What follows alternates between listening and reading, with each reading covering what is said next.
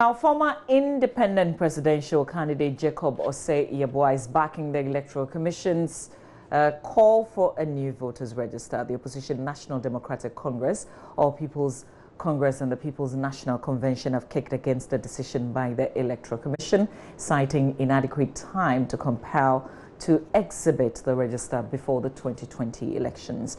The leadership of the NDC yesterday reiterated the need for the EC to reconsider its decision. Samuel Ofuswampofo spoke to Kwesi Parker Wilson after the closed-door meeting with the leadership of the Church of Pentecost. Some of the issues that were discussed include, but not limited to, the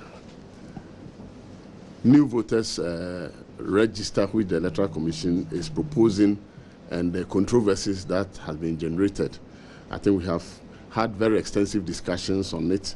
The NDC has stated our position and the fact that we feel that in an election year where we have virtually just about 10 months to go into the election, the issue of the voters register ought to be looked at critically. In fact, there is a consensus that some other stakeholders ought to intervene in this matter for further discussions and deliberations to be made on the need, whether there is a need or there is no need for a new voter register. The discussions must be widened to get other stakeholders together so that we'll be talking and building consensus towards preserving the peace and tranquility that we have in the nation.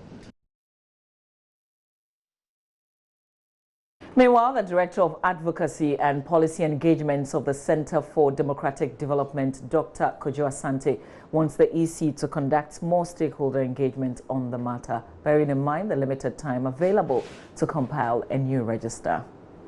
I know that the EC had a press conference. I don't know what the discussions they had. But so as far as I understand with this, the EC's plan for a new register is that so they make a case about equipment being obsolete and so on and so forth. Others have made the case that maybe you can migrate the current register onto a new software provider system and then maybe still do a limited voter registration, replace some of the equipment. So there's an alternative to having to do a new one. I think for me, either of those issues, depending on what the technical advice is, you can go either way. The big issue is time, because there's a census in March, and ideally, if there's a census, you normally wait for the census to be done so that you can have the right numbers and estimate how many people that you're expecting to register. So if it comes in March, it means that it's going to delay when the voter register starts. If you're going to have a new machines and new systems and so on and so forth, then it might be harder, given the time period, to be able to test it and be confident going into a new election. So for me, I think the issue have to also go back to IPAC, because IPAC asks for further information, and I think if the EC had taken that opportunity, it would have been helpful so that people get more understanding. So, I mean, for me, it's not even the question of those options. It's the question of what you can do realistically within the time frame. And also, you know, the national ID process is also going on. So there are all these sequencing problems that suggest that, you know, maybe you have to look at what is feasible within the time period. And here on the Joy News Desk, we're trying to engage stakeholders on this particular issue. In studio is former independent presidential candidate Jacob Osei Yeboah. Joy, I referred to you as an former independent candidate. Are you contesting? This is 2020. It's an election year. Yes. Are you going? Yes. That is 2012, 2016, 2020. So it's going to be myself, Mahama, and Anand. So you're on the ballots this year? Great. God willing, I'll be. All right, great. So you're backing the Electoral Commission to compile a new register, but the main opposition party, the NDC, and other political parties are on the other side. First of all, I want to ask if you genuinely believe that we need a register. You see, Mama V, the first thing is that it's not an issue for us to say whether you are backing the EC or not. It's an issue that I think as a nation we need to situate it, whether we need a new biometric voter register. Please situate it for us. In order to situate it, that is why I'm saying yes, we need it. Why? The current biometric voter register that we had, we started it as far back as 2012. And in 2012, if you do remember, Dr. Farijan came out with some photos of some kids who were dressed like young adults around 18 and so on and so forth. There were a lot of complaints. And then we should, under normal circumstances, should have deleted these kids. But we are debarred because of CI 94. Before you can delete any name from the biometric voter register, you need to go through those processes. If even the person is dead, you still have to go through that kind of cumbersome process. But that's not new. That's something that's always been with us. That is something you can challenge if you think somebody is not qualified. No, you see, I'm not talking about whether the person is qualified. I'm talking about the deceased, those who are dead on it, as well as... But there will be an exhibition exercise, definitely, whether we compile a new register or not. Yes. We'll go through the exhibition phase. I'm just trying to situate the issue, just as you asked me, okay? And so we have all these undesirables. And then in 2015, if you do remember, when Abu Ramadan took the Electoral Commission to court, as at that time, we were told that we have about 587,000 dead on the register. In 2016, it was around 650,000. If you want to extrapolate that to 2020, we are talking about 900,000 dead. This is an avenue for disaster. It sounds like a cleanup is what we need. I'm coming. Yes. You see, initially, I just took my time to study it. Initially, I was advocating for cleanups until I also understood the technical issues. But I'm coming. I just want to start on the premises of the cleanup. And we all know that Professor Mills just won with a little over 40,000. And if you have 900,000 dead on the voter register, that one alone is a security issue. Because in 2016, I myself and my team, we took the issue to court in order to clean it, based on the experience that we had in 2012 in the definition of overvoting and things like that. And I wanted issue to clean because of the dead on the register, which was, as a doctor, it was about 4.45%. But then the court said, no, okay, I lost. But we all know in 2017 what happened when there were issues with Charlotte Osei and her deputies. And then we realized that even the EC itself could create ghost polling stations and could stuff the ballot boxes in order to rig for someone. Now, just clarify what you've just said. In 2017, when there were issues with the EC, Charlotte Osei and Amadou, But you're talking about stuffing ballot boxes and rigging for someone else. Yes. If you say that there was a ghost polling station, it means that there was a ghost polling station, nobody was there, there were no polling agents of political parties, but then that was also a polling station. So that's your interpretation to that? Oh, yes. It's not my interpretation. That is the reality. If you say that something is ghost, it means that is a reality. And so, you see, we have all these dangers ahead of us for someone to say that there was room for rigging for someone, Mama V. And so there's the need for us. So are you saying that if you have a new register, somebody would not allege or may not allege that there's been rigging? Are you in favor of a new register to avoid that kind of allegation? You see, the new register has two possibilities. First, it will automatically clean the debt from it. Okay, and the next.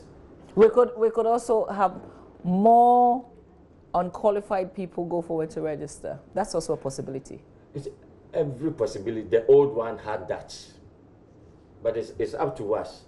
And if you look at the kind of tension and the kind of visibility now, it will be very difficult for those who do not qualify to pass through. That is the essence of it. Because whatever thing that we did in 2012, if we are going to do it in 2020, we should be able to do it better. So that is so the that is the cleaning. Okay. Okay, so there's the need for us to clean so that what's the second point? The other point, which is more important, that the other members of IPAC are failing to let the public know and understand. I wouldn't want to show that there was a document. I can't speak for EC. There's a document, if maybe this is a justification. So, all the political parties. Can I see that? So this acquisition of new biometric voter management system, where did you get this from, please? It's from EC. It's not from me. All the political parties. So this was shared at your last meeting at IPAC. What does it say? I was even the last person who got it. So what does it say? Can you summarize it? This is what justifies the new one. And then you see, at the moment, the EC, there's no contract between EC and STL. Okay, the Israeli company that provided the services. Because we pulled out of that. We pulled out of that. Okay. Now, the system that we are in 2012, when the new biometric voter register was being organized, we had what we call our fingerprint, the photos of our fingerprints. Maybe for the sake of your viewers, I just want to bring the technicality, the technicalities down. I appreciate that. Okay. Now we took photos of our fingerprint, and that is what the system will use for the duplications and things like that, and so on and so forth. Okay. Now, the photos that we took was converted into what we call biometric data template, and that template suits STL. Okay, so with that STL hardware, their BVDs and things like that, that template will not work if you want to use any other vendor. So, but we knew that, yet we pulled out of that agreement. There's a pros to that, and there's a more compelling reason why we need to support. Did you at IPAC, and when I say you, as in collectively, question the Electoral Commission, you knew you didn't have the capacity to do it without all these technical things that you're mentioning? Why didn't you have a plan before you pulled out of that agreement? It's not an issue of whether you had a plan or not. It's an issue of the vision that EC had. Now, that is the vision that we need to support. But the critique, and which is also very critical for ordinary persons, is the fact that we've got 11 months to go. So timing is an issue, or timing is not an issue for you? No, it's not an issue. You see, take your time. Let me try to educate your viewers, because I was making a point when I'm sure the questions that I ask also do help, because there are questions that come up each time that you're talking, and we have limited time for this conversation as well. That is why I wanted to make, because this is the compelling reason why we need the new. Please move on. So you're on the second point, which you say is the most important. Yes, the most important thing. You see, the photos, which is tied down to STL. It means that without STL, EC cannot function. And I don't see the reason why, as a nation, we need to lock in ourselves to a particular vendor. And that vendor can decide how much he wants to sell the BVDs to us, because we are locked in to him. And so what EC wants to do now is that we need to retake our fingerprints. And then it will be stored in a format, a universal format that we call wavelet scalar quantization, WSQ. Now, when you store it in that format, you can always convert it into a template that any vendor might want to use. So it will give EC that option to go in for a BVD from any other vendor that is qualitative and is also competitive and not locked in to a particular vendor. It will also help EC to also train the Ghanaian IT to take charge of our own security of our fingerprints. And so it's an avenue for job creation, also for EC and for Ghanaian. And it's more compelling than this. And then it's going to allow EC to ensure that the kind of services, whether we want to upgrade or whatever thing that we want to do, is quite complex. So this is the reason you think we need a new This is the main voters reason register. why we need the name one. So when we store it in the WSQ format, it's for us. So we can decide which vendor that we want to use. So whose account is this? This is Electoral Commission convincing you with all these reasoning. This is a document. You see. Yeah, but this is an Electoral Commission document. You see, I'm someone with a technical background. And so when I read it, this explanation that I'm even giving, the Electoral Commission itself is not even coming out with it. But it was this which convinced me that we need a new one instead of cleaning. Because initially my mind was that we have to clean it, get the dirt out of it, and let's move on. So now, let me add one how thing. are you able to appreciate it? But we've got the biggest opposition party, the NDC, who doesn't seem to appreciate the where you're coming from. It's not that NDC doesn't seem to appreciate where I'm coming from. Ghanaians always want excitement. And that is what we do in the referendum. We say that if the political parties are not involved, issues don't get excited in Ghana. And that is all what, to me, they are doing. What is exciting about we want a new register? We're going in for a new register. We don't need a register. See, now they want to turn it like MPP say we want a new and NDC says no. That is why initially when I began, I said that it's not an issue of MPP or NDC.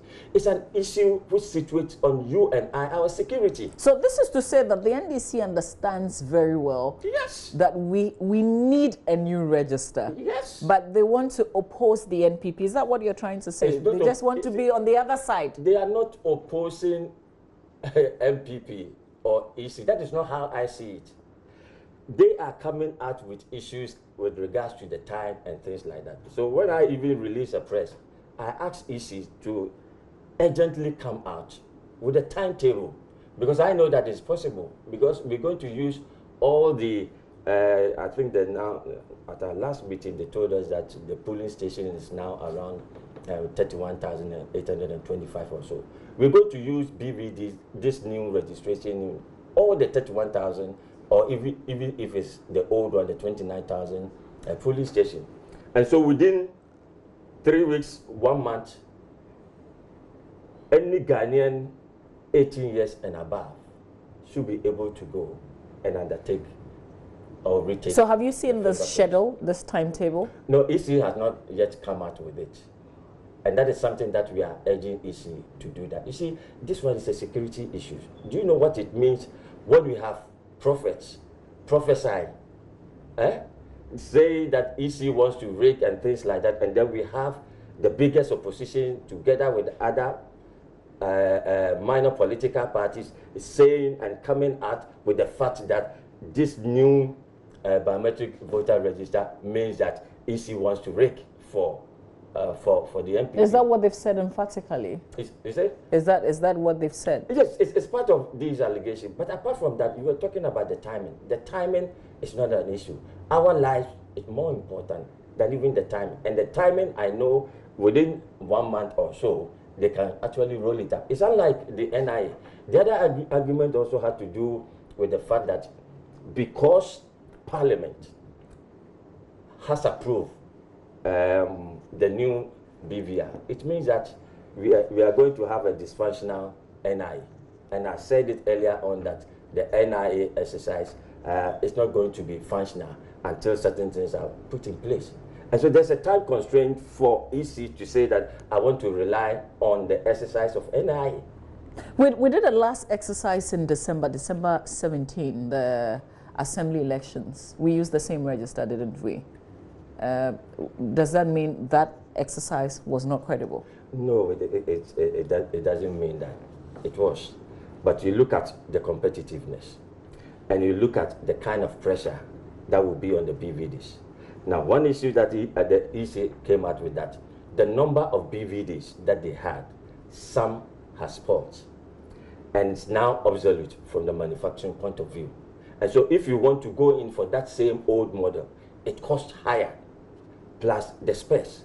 And they told us that if they want to go in for the new one, they can even save some money for the country rather than trying to buy the old one and repair the spoiled when we and pulled now out, we are now going to increase it from 29,000 to 31,800. Just what you have said in terms of saving money, we got that explanation when we pulled out of that agreement with STL. Yes, because... And I wonder if what we're doing now is not costing us a whole lot more. What do you think? No, what we are doing now, I mean, comparatively, is not going to cost us more. If we had maintained that agreement? You see, the STL agreement, any patriotic Ghanaian should be happy that the EC has abrogated that. There were, see, I just don't want to go into sometimes the politics. I get it. Let me take you back to your last IPAC. There were questions that the political parties, some of the political parties put to the Electoral Commission. The NDC, for instance, because, you know, we are not inside that IPAC. But were they supposed to supply you, the stakeholders there at that meeting, with more answers? That was when they worked out. Was it when they worked out, or at the last IPAC? The last IPAC. I'm not sure there was was there a walkout at the last IPAC? There have been an IPAC and there was an emergency. What they were talking about had to do with the emergency IPAC, which was called. Okay. But then you see, this whole exercise, the EC went out forbidding in August. I even didn't know that it was that IPAC meeting when I started asking a lot of questions. And then they told me that they went out when they informed IPAC that maybe at a certain date they were going to call us for those vendors that they've shortlisted, so that at least they can witness whatever thing that they were doing. That was when I started asking, when did you go out for competitive bidding? They told me in August. And I specifically asked them, I want to see that. And I realized that it was somewhere 26th August. And so when we attended the November IPAC, that they were informing us, that was when the tender had closed in October. And they, as EC, open it, of course, after every tender in October, they have to open it. They've assessed it, analyzed it. They've done the short listing. And it's the short listing that they are supposed to invite us. We can go, you see, we need to understand something. We can go and do the work of EC for them. We need to give them some benefit of the doubt. And so if we have those who have bid for that tender, it's up to them for them to shortlist. And we are supposed to go and listen to those vendors. So just finally on this, the inter-party resistance against the new voter register, how far do you think they will be able to go on this, with this fight? See, if we want to be principled and face the facts, I think that from what I'm sharing, and all of them know, it's better for them to actually pull out. I would have rather joined them if they had actually used the referendum that the president pulled. Okay, Article 243 that he pulled, because that is actually in the interest of the people. Now it's as if we want to fight for somebody to have power against the safety of Ghanaians. As a matter of principle, I won't support something of that sort. What we need a new register to be more credible, and I'm even calling that the faith-based community now, the churches, and the mosques and things like that. I'm even pleading with them that for 2020 election is very crucial. I'm pleading with them that they should sponsor polling agents, so that those polling agents, they won't be there as observers, but they will be part and parcel of the counting and whatever thing, right from polling station to the coalition center, and they can gather this thing. And it's going to help us, because we don't want a situation where after I'm declared president, people will have issues. After you join? Jacob was saying, of course. No, Mahama had his in 2012, Nanado in 2016, and mine. I'm actually bringing out the Working Ghana agenda, for which Mahama picked Working for You, and Nanado also picked Ghana Will Work Again. We've seen all of those. Aren't you tired? You know you are tired. I don't need your answer, but all of you over here knows that you are all tired with MPP and NDC. We are going to actually roll out what we call Working Ghana agenda. I thank you for your time. That's a former independent presidential candidate who said to me this morning that he's going again in 2020. Well, we'll bring you business. State Interest and Governance Authority concerned about performance of some state-owned enterprises and is planning to take action. We've got details after this.